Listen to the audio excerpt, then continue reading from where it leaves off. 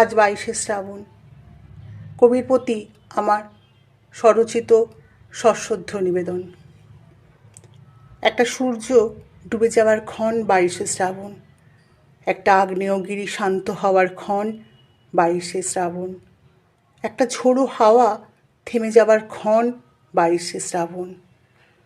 তুমি ছিলে, তুমি আছো, তুমি থাকবে। যতদিন থাকবে ততদিন মানুষ হৃদয় দিয়ে ভাববে। মানুষ যখন প্রেমে পড়ে তখন তুমি আছো, যখন বিরহ সাক্ষী হয়ে তুমি। মধুর বন্ধনেও তুমি আছো, আছো সন্ধ্যার অতীতেও।